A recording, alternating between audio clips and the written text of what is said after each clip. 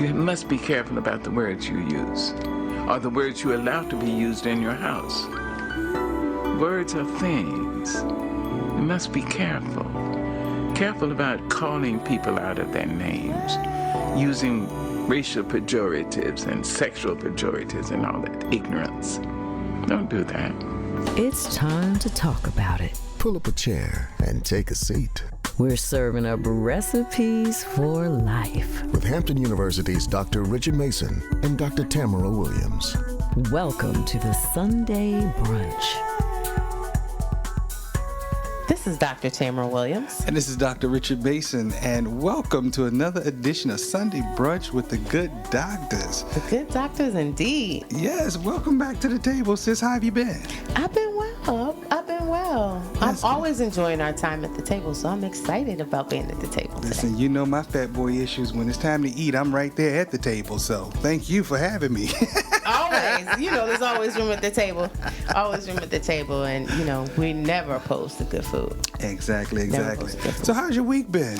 It has been a very busy week. The babies are back in school, and it's been a challenge. Not just the babies being back in school, but me being back in school, me being back in the classroom. It's been a challenge. It's good to see all the kiddies back in class, but at the same time, I'm feeling their anxiety about being back, their excitement about being back, and I'm still grieving the summer a little bit, low key. Listen, besides and the freedom heat, it but afforded me. I really do like the summer. I just don't like the heat, the component of the heat during the summer, but I do like the summers. But coming back to school, I always say, the first week of school is almost like graduation. Yes. I love graduation time. Love the commencement, to be able to celebrate the kids and all. But then, of course, when school starts, they're wide-eyed, full of anxiety and everything or whatever, but they're also eager at the same time, and that's even just public school kids and all. All the way up, all those yes. years. And, my daughter started middle school this year. Oh, wow. Okay? Receiving every single prayer. Oh, let's stop. Because we all know, stop and pray. Yes, Lord. Just the adjustments to that. In elementary school, you're very much nurturing to the kids, and they have a lot more structure, and there's people that are guiding them through every single aspect of process. And when you get to middle school, it's more like you're becoming more independent, and you have more expectations, and you have specific responsibilities for yourself. And you have to get to certain places. And so she hasn't been caught up in a hall sweep, but she's very concerned about these hall sweeps. And she had to learn how to open a locker for the first time, and not get overly frustrated by that process. And, get in plan. They're learning planning. You have to plan when you can get to your locker and still get to your next class in between time and still be on time. And so that adjustment in dealing with, being away from her friends. None of her friends went to her choice school. She decided she loves math. So she wanted to go to Jones because they function there, and that's their area of, expertise. And so she said she was going to go be great. So helping her adjust, without her friends. So it's been quite, get the baby a cupcake. Listen, you will be her favorite, Uncle. You come through with a cupcake. Red Velvet is her favorite. Shout out. She, so I don't want to get her in the habit of feeding her feelings, but she was in her feelings. Right. And I was too, the growth, the change. So it's been a beautiful week, even though it's been a challenging week. Well, that's good, but those days are behind me, so that's a good thing for me. We're empty nesters now. We're living our best lives. Slow up, because you know what your next phase is. But we do know. Yeah, whenever there's empty nesters, there's other things that become a part of those nests. And you become like grandparents, and other baby birds they have baby birds. And they're responsible for their own baby birds. Lies, you tell. Look, I know how you are with them dogs. I already know how you go be with the grandbaby. I can put the dogs in the kennel. He's talking, y'all. And when that time comes, we're going to have that conversation. We'll definitely have a show about grandparenting, and you will find out that he will be the most doting grandpa. And if it's a boy, he's going to be looking like a little mini Q. But give them back. That's what you do. You know what I'm saying? You bring them up, you spoil them, but you give them back. That's what you do. Trust and believe, I would joke my mother and my mother-in-law, because growing up, there were things that we couldn't do as kids in the house. And my mother, years ago, we called the living room the front room. You just didn't go in the front room. Is that where your legs stuck to the plastic? Oh, yeah. Yes. Yeah. And all of her little knick-knack. My mother was a knick-knack queen. The only time you went into the front room was to dust, okay? Carefully. This kid, when he was born and was of some age, could throw the ball and everything else. No, he did not in the knick-knack room. Oh, yes. Yes, yes. Now, we couldn't just willy-nilly just walk into my mother's refrigerator and get stuff out of there, you know what I mean? You had to ask, Mom, Dad, can we get something out of the refrigerator? This little boy was going in, came home, opening the refrigerator. What are you doing? My wife went up there, she and my mother went shopping. She looked in the refrigerator, she says, oh, you know why that kid is going in the refrigerator at home? Because Grandma has a shelf with all of his snacks on it, and he just go in the refrigerator and get his snacks. All of his little stuff is just prepared right there. That's his shelf. That's right. Grandparents lose their mind. I don't plan to lose mine at all, period. End of story. Yeah, okay. End of story. End of today's conversation regarding that topic. Tabled until such time is necessary, because it's unnecessary now. We're not speaking that into your life just yet. We don't have to rush that process. It's coming. We traveling. You okay? Yes, exactly. Enjoy that part. We racking up air miles. Listen, I'm traveling now, but I'm not in that stage of my life. So, but I wanted to make sure that we did have a conversation today about going back to school, about just some of these stressors and some of these things that happen and changes in routines and anything that we can do to help parents out. And, parents of all different ages, so we're going to have a great conversation, not just about the mental health part, but, there's people out there struggling financially as well. And, when we know better, we always say we should do better. Exactly. At least we should. Exactly. But we got to know a few things. Well, I know that buffet looks mighty fine up there, so I'm going to go on and fix my plate, but I'm going to let you get started. How You about already that? know what I want. I got your butter, your honey butter, as a matter of fact, See, I and like your that biscuit. Yes, All right. I like that you know my details. You know my details. I want to welcome to the table Dr. Norwood. And she not only did not come to the table, we've had her at the table before, but she did not come to the table by herself today. She brought her other half. I don't know how they describe their halfness and their wholeness, how they become, but she did bring Mr. Norwood as well. And I'm not sure if you're Dr. Norwood, I don't want to disrespect you. Okay, just in case. But Mr. Norwood, okay. But I definitely want to welcome you guys to the table, and I'm so excited about the information that you have to share with us today. Thank you. We're excited to be here. Thank you so very much. Yes, we are excited. And she's the only doctor in the room. Or she's the only doctor in our household. That's all right. Okay. Look, that's an interesting conversation. Mason over here, there's two of them in their household, and there's only one in my household too. So it's it's a different type of dynamic, but I love the fact that you are here. And I'm so interested. We know what she brings to the table. She always talks to us about our mental health and just great tips. But I'm so excited that she brought you along today, because you, within your own right, know about the finances and in good partnerships. In good partnerships, we don't need someone to be just like us. We always joke, she wants to save the world, and I'll tell you how to finance it. That's right. She doesn't do numbers. She wants to deal with your emotions, and I'm like, let's put the emotions to the side. Why did you buy this? You can't afford it. You bottom line it quickly. Yes. She sees the possibility. Right. No. You're like, This is what the numbers. This is what the numbers say. You But can't afford this Amazon. car. She wants that bag. But Prime tells me. No. She wants that bag. I seen them. No. Prime says no. No. Prime Your will bank always account. say yes. Your bank Oh, account Lord. says no. Listen to Now Brunch. she's already regretting bringing him to the table. Right. I used to mess with Kelly, but it came to finance, because she would always say, "What do you mean there's no money in the bank? I still have checks." They got 72 hours to clear. I got books and books and books of checks. My job is to write them. Your job is to make sure they don't bounce. Exactly. And a secret stash of cash somewhere, I'm sure. And she does. That's the thing. She does have money everywhere, different places. She'll pop up and say, "Oh, wait a minute. pull stuff out of the car in a heartbeat. And I'm thinking to myself, okay, why didn't I know about this? You know, but Maybe we need to. it's all right. Maybe we need to talk to Karen. That's a whole nother conversation. Sounds like a different Listen, and that's not going to be a Sunday Right. conversation. Because It's a I different don't want one. to be a part of that conversation at all. But, you know, maybe we will, in fact, you know, talk about how women and men look maybe at finances differently at some point, you know, because we do operate differently and we do look at things differently. And I think that a lot of times that conversation comes from how you were raised and how you experienced money and saw money or saw relationships with money or who specifically. talked to you about money. Yeah. A lot of times, especially in our community, like we don't have the conversations about money. It was You got to have money to have that conversation. but it was a dirty word though. Right. It was really a dirty word. My mother couldn't tell me about money because she was a school teacher. So there's only so much that she knew.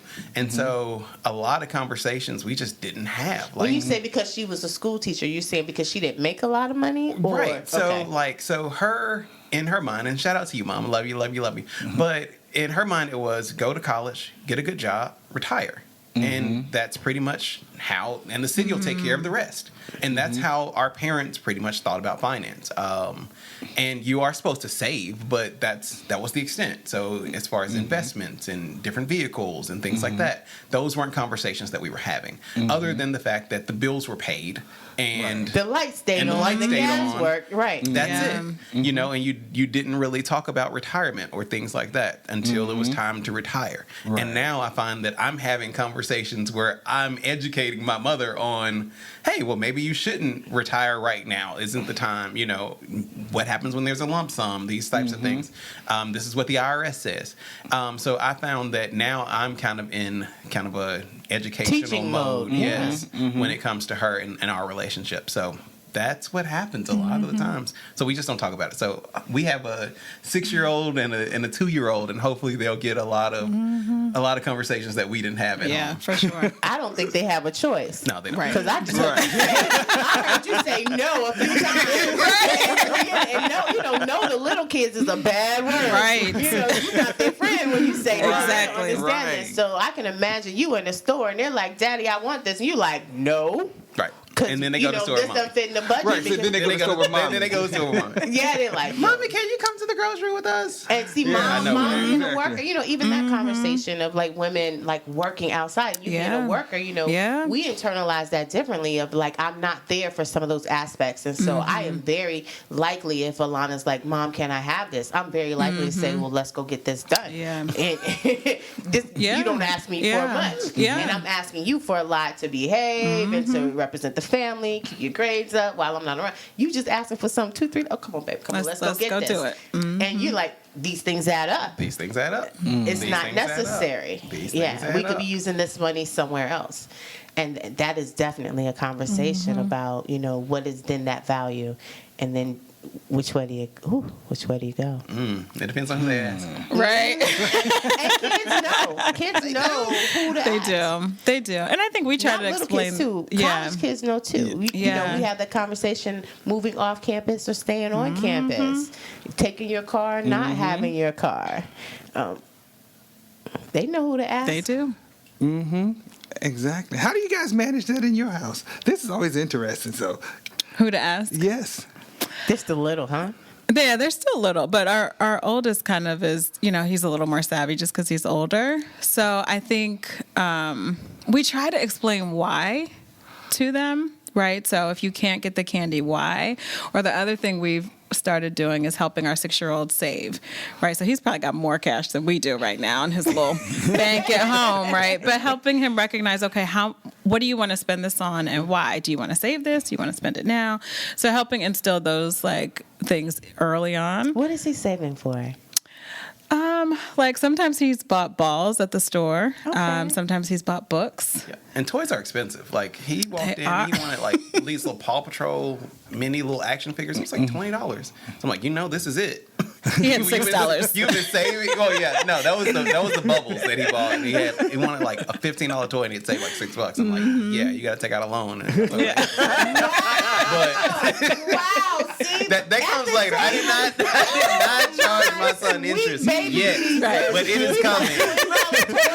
Not on the table, baby. And you're gonna need a $14 loan because you're $14 short. That's right. He got the loan. Interest? The bank charges interest. I'm going to charge him interest as soon as he's able to understand the concept of borrowing. He's going to understand the concept of interest because you're either making interest or you're paying interest, and he's going to understand.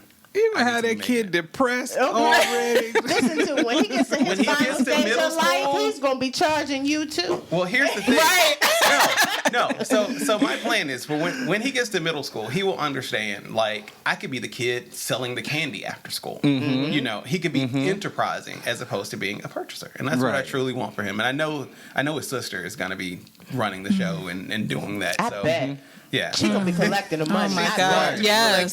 She's going to be the manager. So, yeah, we're trying to instill some of those things into both of them. They're going to be entrepreneurs at an early age. At an early age. And as much as I'm excited about that, I'm also so nervous about that, the nuances of that, you know. And the pressures. The pressures of that specifically. I know it's necessary, so I'm not knocking you, but I can imagine being like a 7-year-old and you're like, Dad, I just want the toy. Yeah. Right. Like Christmas time, you know. I think he'll have they will have a better understanding of what things are worth. But you know, comparatively, like he's like, yo, the struggle's so hard, you know, compare. They like, yo, you got bubbles today? Today was a good day. and you know, you guys financially could, you know, they could have every color bubble. So when he gets older, he's gonna be like, yo, you know, I had to plead the blood of Jesus for bubbles. Well, fortunately, he's got balance. So he's got the bank, but then he also has the therapist. That nursery, And I was like, come on over here to the side, Sonny. Right. I got your bubbles. Exactly. I mean, so my thing is, often we teach our kids like go to work, make money. Yeah. That's and this is what your life is going to look like. He understands like in his room he's got a dry erase calendar on it, and every day we write down $1 or not. So he understands it's not necessarily I'm working for it. I could just have a good day and I have earned $1. And at the end of the day, at the end of the month, he might have $30. At the end of the week, he might have $7 or whatever. But every day, he's looking forward to it. But this isn't directly attached to any work that he's done. So we're not attaching money with, hey, you've got to go out and work for it. It's, what did you do today? Did you have a good day? Did the teacher have to call us and let us know that he wasn't doing behavior. So it's behavior assessed. So you being a good citizen, you being a good person, being a good individual, good listener, kind. doing what we've asked you to do for the day, you've earned your $1. Absolutely. Yeah. Okay. So what is something that he would do that you'd be like, have you ever had to say, you didn't get your $1 today, son? Oh, absolutely. He was running a little roughshod over the summer. He had a day where he threw a chair across the room, and he was following a peer. He was following a peer. So the peer did it first, and he decided that he wanted to do it, and then the teacher told him to pick it up, and he was like, no. And so, mind you, he's 6. Like, he had just turned 6, and he was like, no. And so he didn't get anything that day. And then he had to go in and apologize to the teacher after that. And he understood, like, okay, I didn't get my check mark. I didn't get my $. And on the board and he had to see it the whole month. It was a big 0 on that day. So you didn't just not put the $sign or $. You put there was a 0. There was zero up in a giant goose egg. And so wow. He saw it. And was it in red? No. Thank you so much. Thank you so much. I'm a visual person. Dramatization, But he understood. So he didn't go back and throw any more chairs. Was it a folding chair? Okay. It was right around the same time. Right around the same time. He was in training. But you understand?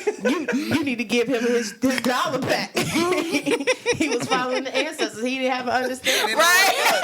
He just felt the nudge. All these people get rewarded. I saw everybody clapping and making memes about these chairs. And here you are upset about this. Right. I thought I was doing this, the lesson dictated. If I ever see your son, I'm going to give him that $1. Right. She's going to give him like 20.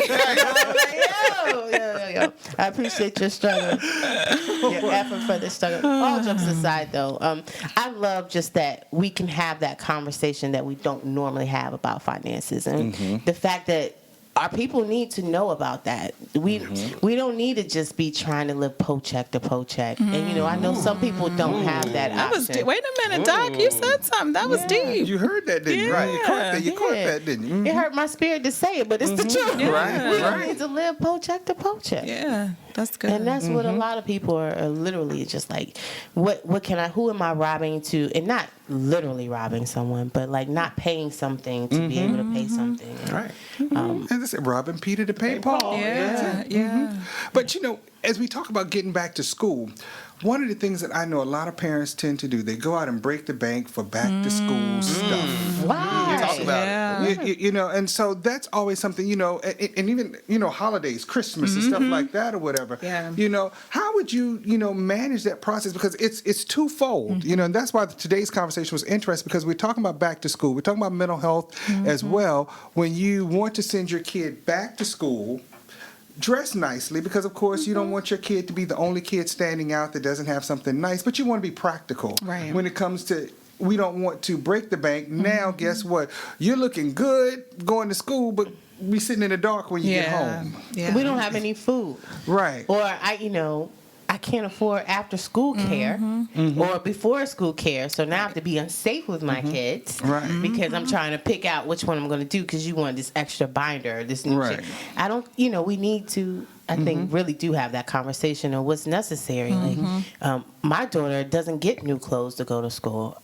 She gets new supplies, but she's the only child. She gets all throughout the year. You know what I'm saying? Like, what are you talking about? I need something. What do you need something new for? What? Because you get stuff all year round. Yeah. She probably got tags, stuff with tags on them still in the closet. And her father's thrift store shops for her too. And some people need to, like, in our community, know that that's an option. Yeah, for sure. Go out there, spend your time, and spend less money. Sure. And you can put the kids. They can wear something new every day compared to what you're spending for them to wear one outfit. So I have a really hot take here, and I just want to jump out there and tell you, Christmas is coming. Like we know now, it's September. We're talking about the first week of school. Christmas is coming. We knew in May when the kids got out of school that back to school was coming. We didn't know what was going to be in style in September, but we knew that it was coming. So I say that to say a lot of times people just fail to plan for these things. So it's like, okay, well, summer's here. I'm going to enjoy summer. They don't put any money up from their checks from their paychecks for back to school. It's just when it happens, it happens. Nobody's saving money right now for Christmas, but it's going to happen. The drive-throughs trying to collect the supplies. Yep. Yeah. That's not today's conversation. Yep. So basically what we need to be doing right now is planning for the next. And so that's something that our grandparents were very, very good at. They had, you want to talk about the little pockets of money just kind of stashed away. They had a Christmas fund. And they stayed in their budget. I was about to say, we'll call it budgeting now because that's such a, an envelope system or budgeting or, but that's what our grandparents did. They just put money away and when it wasn't there, it wasn't there. They also were fans of layaway. So you spent all year, Christmas was going to come, but they were paying on it. They were paying on it in July. And then when Christmas time came around, it was paid for. It wasn't on credit, it was paid for. And we need to get back to that. That's to some of those kinds of mindsets. The stores may not allow you to do that, but that's something you can do for yourself. That's something you can do for yourself. That's something you can do for yourself. Absolutely. Black Friday's coming around. Like the day after Thanksgiving, people are going to go out and shop, and the deals are going to be amazing. So if you know that now, now in September, why are you not like, okay, I get paid on the 15th, let me put a couple dollars away. I get paid on the 1st again, let me put a couple more dollars away. And then by the time the day after Thanksgiving rolls around, you're like, okay, we need this, this, and this, and this for the household. Let's go ahead and buy it. It's the same thing with vacationing. You're just saying about budgeting. You're just saying be purposeful about what you have and then what you want to do with what you have. Yeah. Well, let me ask from a mental health perspective. Yeah. You know, in terms of kids going back to school, you know, how important is that? You know, and how should parents find balance in getting kids what they want versus what they need, and how, you know, does it affect them from a mental health perspective? I know, because I'm like, gosh, but there's so much pressure, right? Like that first week, it's not just the first day, it's the first week. It's depending on the child and their hairstyle. It's what kind of hair appointment are they going to have? How much you're going to pay? It could be hundreds of dollars. So that pressure, I think, comes to parents and guardians and grandparents, right? So that your child can feel like they are Have a fresh welcomed start, and yeah. loved, and they can walk in feeling good about themselves. It's like a trickle-down effect. Right. So I think the planning and the structure can be really, really helpful. But I think also trying not to compare, right, to your neighbor or your child's classmate, right? Because that comparison, I mean, we see it all the time with social media. We're trying to keep up with what people are posting, which we know is not always the reality of their lives, but we're trying to keep up with People that. still have tags hanging out of them. Yeah. That's because it's going back next week. It's going back next week. They're taking pictures with other people. Exactly. Things secretly and not secretly. Absolutely. Yes. And You so talk just about be all the you. time. People don't know what people had to go through to get those things. That's right. That's And right. they don't even know how to keep it if they got those things. That's crazy to me. Yeah. The But that's where we are. comparison, yeah. The comparison is so real. And it trickles down to the kids too, right? And so not everything, your child may not be able to get the $500 hairstyle. Maybe you can only afford the $200 hairstyle, And right? that's still a lot of money. And for that's a a hairstyle. whole lot of money. I But know. you I'm gotta cringing. take out or do something different. with in a few Exactly. moments.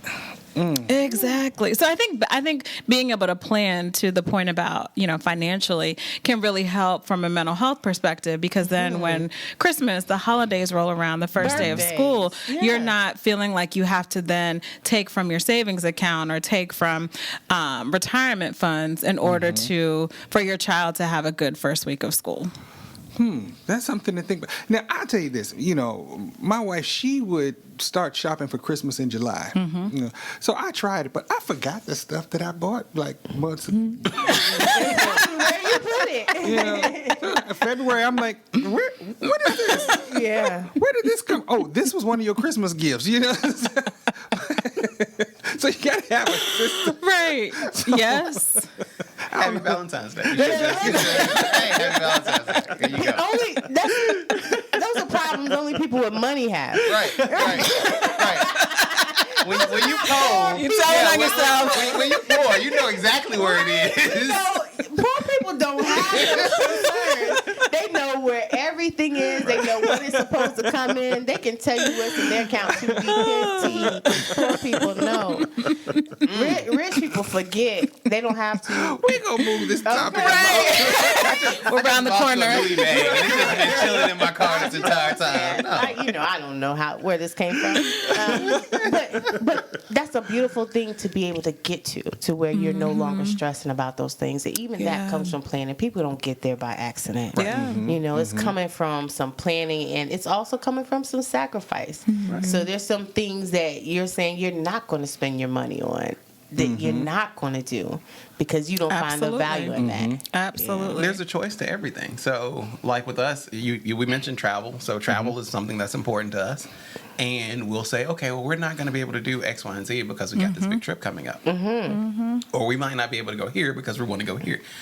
So there are just different times where you have to make a choice, because doing both and going into debt to do both is just not an option. So we have to figure out, like, okay, well, this is what we're going to do and this is how we're going to do it. And just being focused going in, that way you can stay focused and enjoy yourself. Otherwise, it's, you're just kind of doing things willy-nilly, and there's no plan for your money. There's no plan, and you're just kind of floating around, and you have no idea where you'll end up when that happens. That's just... Well, let me ask you, because see, when you're talking now, it takes me to a place. I know growing up, it was the concept of keeping up with the Joneses. Yes, you know what I'm saying? And so now you see more parents trying to give to their kids because, of course, they are comparing themselves to their peers, and it's really affecting their Like these mental cars stability and this, stuff like yeah. that or whatever.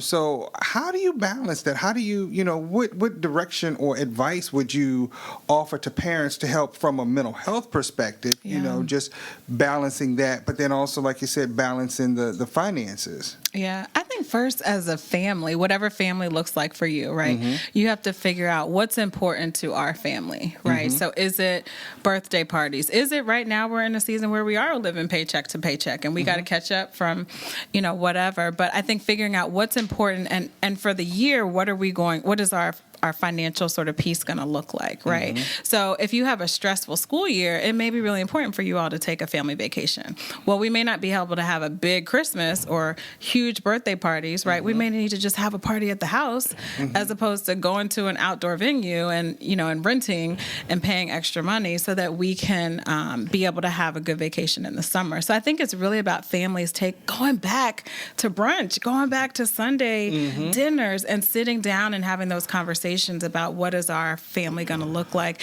And I think for parents, if your children are old enough, having those conversations, if you can't afford it, if your children are old enough and it's appropriate to have those conversations with them, we're not going to be able to do this. And this is why, right? Because mom doesn't have it, dad doesn't have it, grandmother doesn't have it, or because we're making a choice to spend the money on, we want you to have a big 16th birthday party, right? We want you to we want to try to save to get you a car, right? Before you go off to college. And so being able to have those conversations so that kids really understand, so they really are involved in the process. Do you think that should start early? Like preschool, talking to the kids about that financing? Like, I know you'll say yes because we've heard you say you're like, I was like, why is this a question? Yes, but I'm thinking about the mental health piece, like about how much stress or when is it a good time to make kids feel responsible for those things. And I also think about, like, there's some parents who overly share some things with their kids and they put more stress on them that may be necessary. So is it a combination, or is it, this is okay? Should you be telling your kids that you're almost going to be evicted? Let me clarify. No. Financial conversation. Yeah. Should you be telling them, like, yo, I just traumatized. I want to know, like, what is a good time? Because I can imagine that would be traumatizing. Look here, Timmy. I'm dropping you off at daycare. But when you come back from daycare, pick you up, it's going to be a different car because now we don't have a car. Right. Or, now we don't have, Yeah, absolutely. And let's be real. There are some kids who are working to help the household stay afloat, right? So they may be aware of what's going on. If I don't make enough working at fast food or working at DSW this weekend, we may not have our lights on. And so that is a conversation that some parents choose to have with their children. What I would say is, one, you have to know your kids, right? How do they handle things emotionally? How are they able generally just to balance information? And I think you want to wait until they are at a place where they can really handle that information. Would I recommend telling your children that they're going to be evicted, that you're going to be evicted? No. In most cases, no. Right? Because and that's why I asked you, because there's some parents who don't know those boundaries and what it can do to their kids so much later. Absolutely. And we have to remember, like, thinking psychologically, like with children, there's an element of innocence that they really need to keep and protect, right? Where they need to really think or believe that, the world is a healthy place. The world is a safe place, right? Mommy, daddy, parent, guardian, they're going to be able to protect me, right? They need that, especially younger children. And then as they grow up and kind of learn the world, they recognize that, yes, do bad things happen in life? Absolutely. Do unexpected experiences happen? Yes. But I think as they grow older, you can start with small doses of information, right?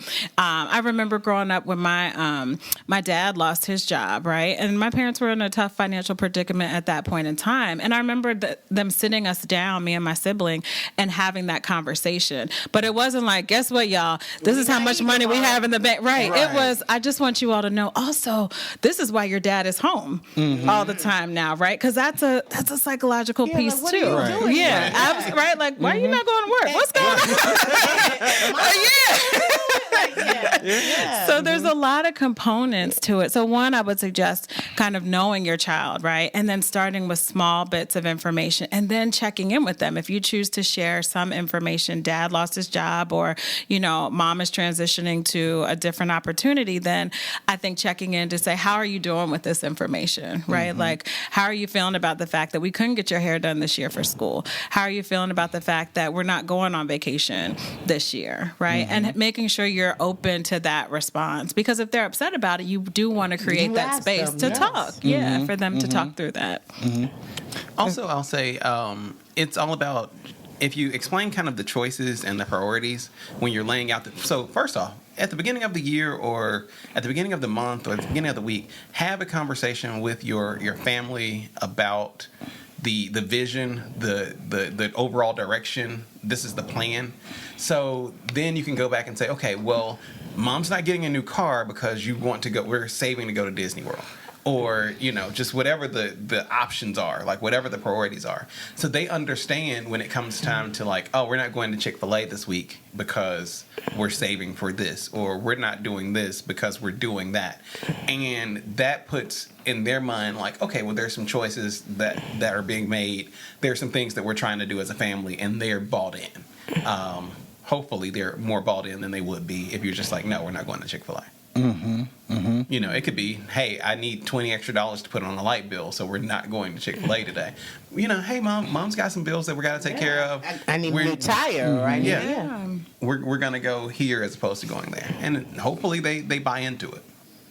Well, I think as you share this information, you're teaching them how to make healthier choices. Yeah. But then also you're teaching them how to develop coping skills, and we know that that's important. When you're talking about developing resiliency and things of that nature, because unfortunately we do have, kids who are starting the school year out homeless, and they may be living in a car, living in a hotel room or something like that or whatever. So understanding that you're not going to have the new clothes or whatever, but helping them to balance those things. And I think that's where you have to be intentional in terms of sharing real information, but also sharing information that keeps them at a place that they're not having to make or take on the sense of responsibility for adult decisions or adult situations. And that's the big piece, because I remember having a conversation with a kid, and this has been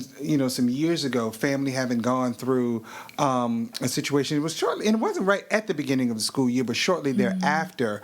And I remember him just kind of taking on some of the responsibilities for what was happening in the family. And I just remember thinking then, we've got to make sure we keep a kid in a kid's place. That's the big piece. And unfortunately, sometimes we have situations where if the mother's gone, the responsibility is laid on the oldest daughter, to kind of take care of the house and to do things. And if the dad's gone, it's the responsibility is put on the son. You're the man of the house. No, he's 10 years old. Right. He can't be the man of the house. Exactly. So I think that's a big piece. And so keeping their mind focused on schoolwork, but still understanding where they are, I think is certainly going to be key as we start out. And I like a little honesty mixed in there too, age appropriate honesty. Like with my daughter, I tell her, look, I had to work for that. You're not gonna waste my money. So if we go out and eat this and this is what you order, okay, either we're gonna take it home, you'll finish it later. You don't have to eat it all in one setting, or you're not gonna just order a bunch of stuff just to say you can order stuff. You're not going to waste. I don't like to run through money. I'm not a gambler, so I have conversations about where my money goes and what we're going to do about that. And I don't let her think that it's just free. I want you to know you have to earn this, or you can get this if you do that. So I think age appropriate. Age appropriate, absolutely. But that why, it just reminds me that why is so important, right? My family, they would just say money doesn't grow on trees. But I never understood that concept till I got older. Or there's starving children in the world. You got to eat all your food. And it was okay, but when you get older, you're like, what were they really saying? What they're really saying is, hey, I had to go to work and I had to work maybe some extra hours so you could have this food or so you could have whatever it is that you need. And so I think explaining age appropriate, as you say, that why, even that small piece is like, oh, okay, now I understand. Like, mom had to work hard. Absolutely. You know, when we go places, because she's the only child, she wants to take her friends and she wants to do things. And the lifestyle that you live as the only child is not the lifestyle you live. You laughing because that might sound... He's the only child. Every single time. Right? So I'm an only child. I completely understand. So you understand. She wants to take her friends, and you know, her lifestyle as the only child is not the lifestyle that they live when they have siblings, and so they can't understand why she has all the things that she's afforded because she has zero competition. Right. Like it's literally all about she her. She is the child care budget. Right. It doesn't have to be split. Her budget and mine. You know? She's in my budget and all through her budget. So, you know, I explained to them like, hey, you know, I don't mind bringing friends, but I'm not the Save a Child, Make a Wish Foundation. You know, from everybody, they think you balling. You in my pocket. You know, like this is the lifestyle I've afforded you, but you have no money. Right. So stop telling these people what they about to do when they hang out with, you know, essentially with us, because that's a whole different, you know, ballgame. So just trying to help them understand that it seems easy, but it seems like it's just there. But it's work associated to why it's there. Absolutely. And how it got there. So let's shift gears to the college student. Yes. Because we know college students, of course, coming back to school, some who are first generation college students and all or whatever. And you're coming to a place like Hampton University, which is, you know, a wonderful historic black, you know, university, HBCU. But it's been known for attracting wealthy students and all, you know, and students coming and sporting, you know, the young ladies are sporting their Louis Vuitton bags and everything else. And all of them are not knockoffs. Right, exactly, exactly. You know, and so how do you know, manage that, you know, in terms of from a mental health perspective, you know, talking with students about just fitting in and stuff like that or whatever as well?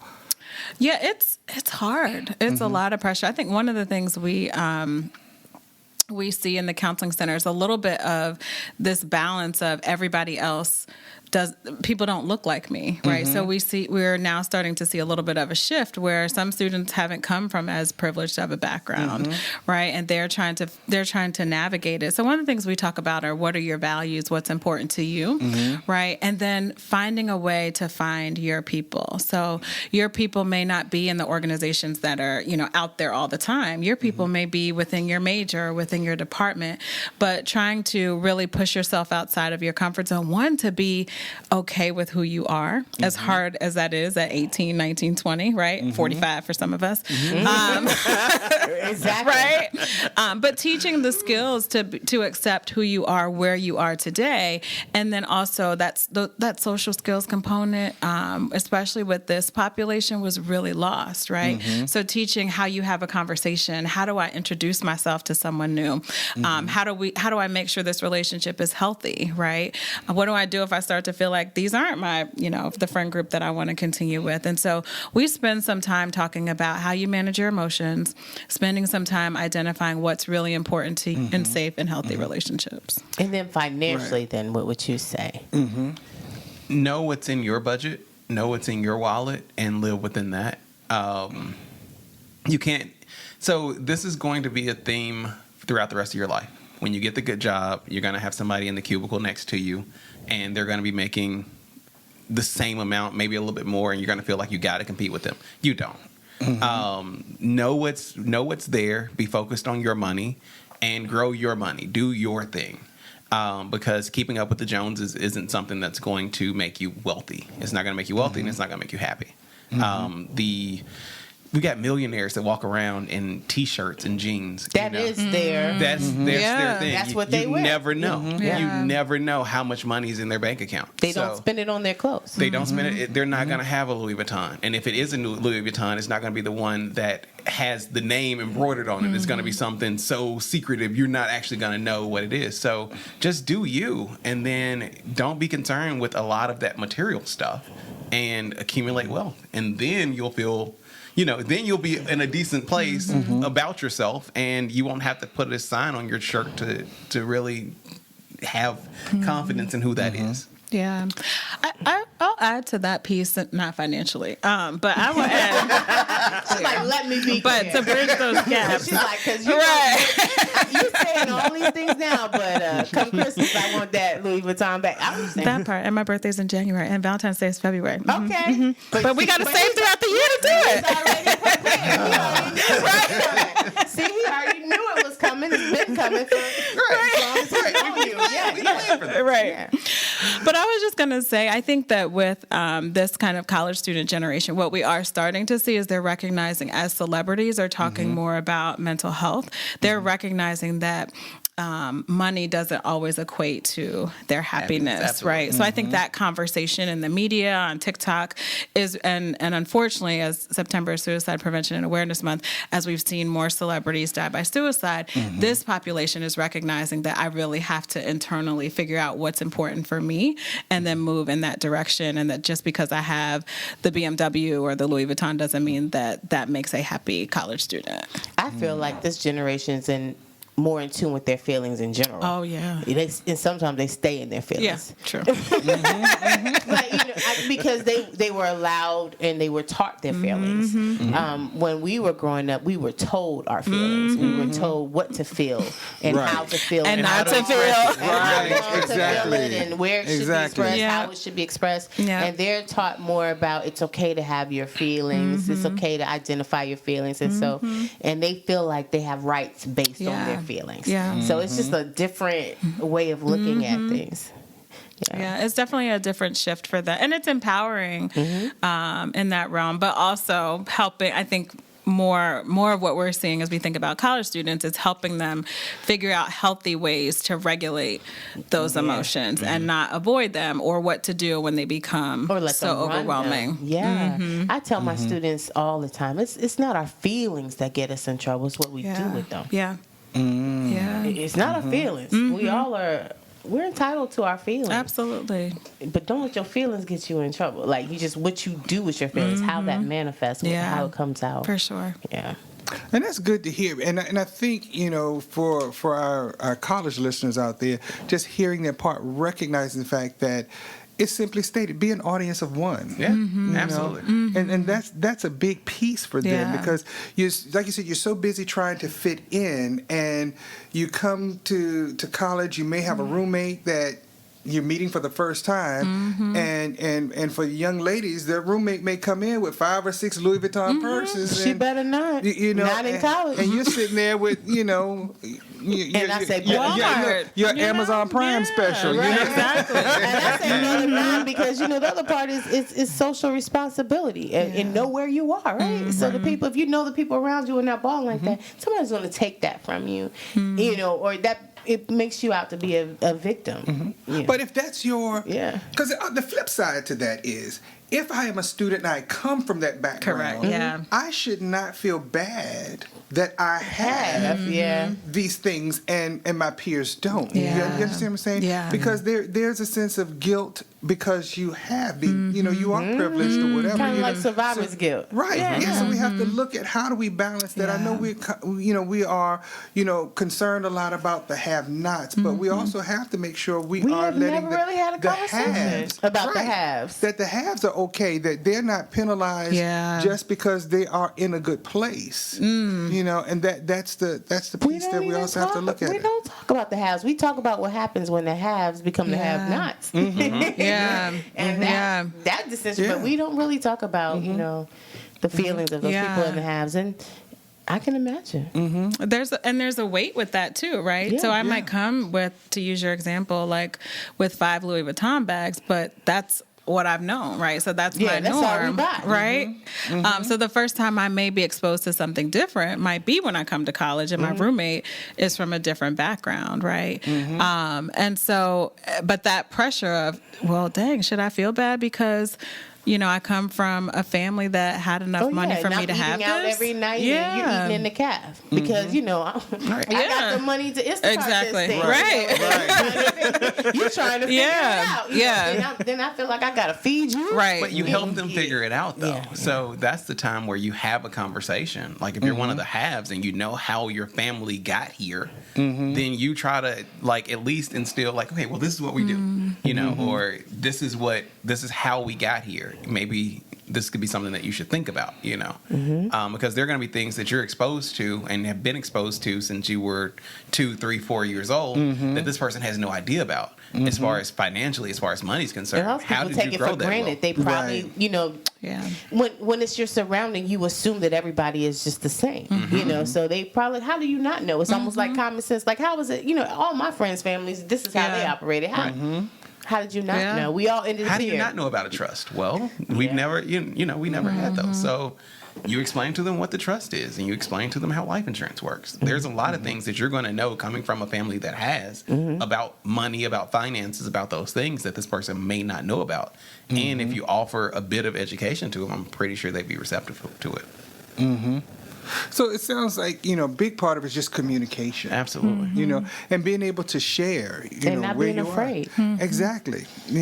Because I know finances put us in a vulnerable place. Yeah. And it really does in relationships, but then also in our peer groups, as well. But being able to have those types of conversations, like you said, to share investment tips and things of that nature as well. I always laugh and joke, during COVID, sitting in the house, I messed around with little Robin Hoods. I'm used to just giving, my money to my financial planner or whatever, but my friends were talking about Robin Hood, sure, Fidelity, let me play around with this. Let me do a little bit of this. You say, buy this? Okay, oh, wow, look what happened here, And so you're able to make a little bit of money, And so, for a moment I said, I could do this all day, I'm a full-time day trader now. Right, exactly. When it's working, it's working. Listen, but I called my financial planner and I talked to him. I said, hey, listen, I got a question for you. He says, okay, look, this sounds fun for now. He said, but it takes a certain skill set, and I got it. So he said, don't give up your day job, right. Doc. Go ahead, just continue to do what you do. Have a little fun with this, and you make a little money off it. He said, but, we sat down and just started talking about, he said, people really lose money. And I think at that time, I think it was something with GameStop or something like that, where some folks had learned the system, and they ran this thing up, and then they, pump and dump. Exactly, got out of it, and people lost money. They made money, but if you follow the pyramid aspect of it, the people at the top, they made money. Yeah, COVID came around, everybody was doing something. There was something for you to. Everybody became an expert overnight in stocks and investments and some people are going to jail right now. Absolutely. For some things that they came up with during COVID. They got a little too creative and took advantage of some things that was not for them, and they're paying for that as we speak. Absolutely. Yeah, exactly. Absolutely. But it's really interesting. I think now with our college students and even with just our families in general, we're starting to see a lot of the stuff that happens as it relates to finances and stuff like that. And so I know we didn't get a chance to really take a deeper dive just in terms of just planning for college, but we talked about it a little bit. But now, if we have kids now who are in this mindset, we want to start planning for a future, whether it is they choose to go to college, they choose to go to the military, or they just want a career, but having something or creating some type of financial investment for them now that they can either take this money and say, here you go, do with this as you see fit. Yes. At this point, start now. Exactly. I don't care how old your kid is. Start now. College is coming, just like Christmas. College is coming. So 529 plans are your friends. Different mutual funds, different investments are your friends. Having a plan. It's when the child is born. I go back to Venus and Serena's dad. I watched that movie where he was like, when you were born, I wrote this down and I had this plan for you. Right? It's basically, that's what we have to do. Like the moment our kids are born, like we have to start planning. Like this is how you're going to make it through college. These are some investments that I'm making so that you can retire, so that you can retire differently than I do. And hopefully they're better off as a result than we were. That's my plan. Well, I tell you, this has been a fun back to school, financial planning, mental health, everything. Life, right? Yes. Even a little bit of parenting and sharing responsibility with Amazon Prime. I'm telling you. As I'm waiting for a delivery right now. Right, exactly. Well, I'm going to do better in terms of my pre-planning with my Christmas shop, and I'm gonna write down what I buy. So at least I'll remember. I'm just canceling Christmas. You can't cancel the whole financial planner, and he said I couldn't afford Christmas, He so told me to tell you why. He told me to tell you no, baby. Then we gonna do some other maybe things. next year. I'm gonna have somebody outside my office. Knock. Are you the Grinch? Just Right. Exactly. You be the Grinch? Please don't cancel Christmas all the way. Yeah, I promise. Right. Well, we're not canceling Christmas, guys. Right. We're not canceling Christmas, but we are going to end the show today and leave this table. That's all I'm going to say. But once again, I am Dr. Richard Mason. I'm Dr. Tamara Williams. Join us next week right back here on Smooth 88.1 FM WHOV. The essence of HU. Keep your fork.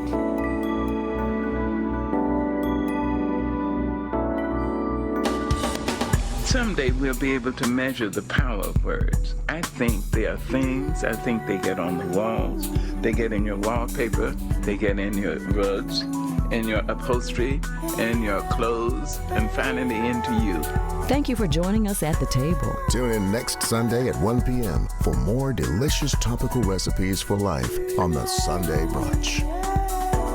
On Smooth 88.1 WHOV.